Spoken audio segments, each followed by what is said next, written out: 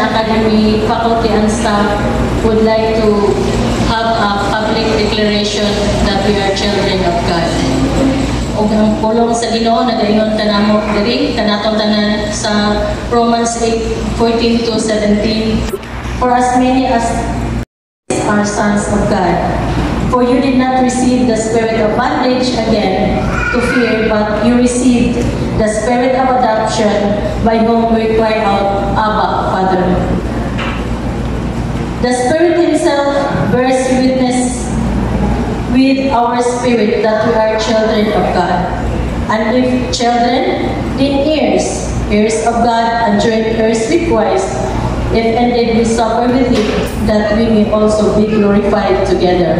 So, muna ang declaration na ang New Life Christian Academy is not only giving quality education, but also a godly influence because we are all children of God. And that is our public declaration to all of us here. And continue to pray with this ministry because this ministry is not only to a specific group or an organization, but this ministry, ICBC New Life Christian Academy, founded last June 10, 1919. The founder of this school is our Lord and Savior, Jesus Christ, our Lord.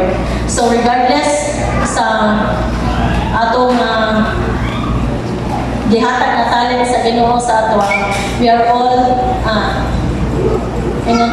stewards niini nga mao nga ministry nga gihatag sa Ginoo.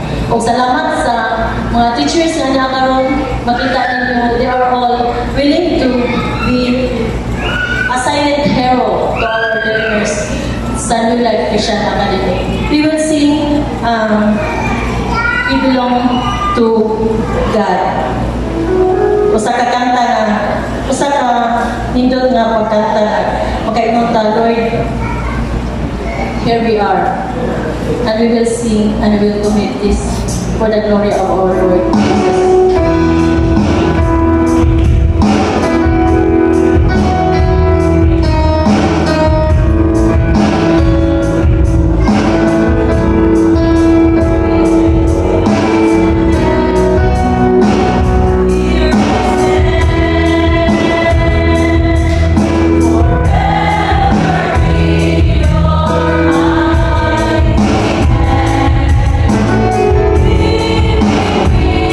Your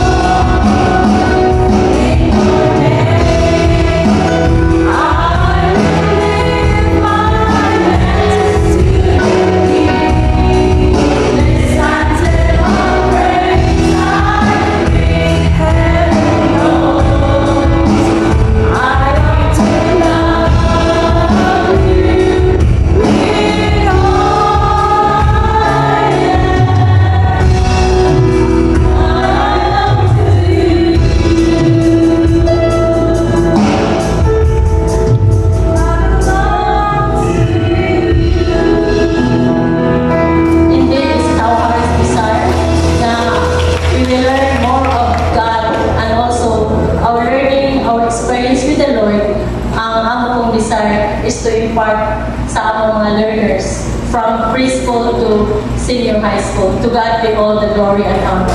Thank you.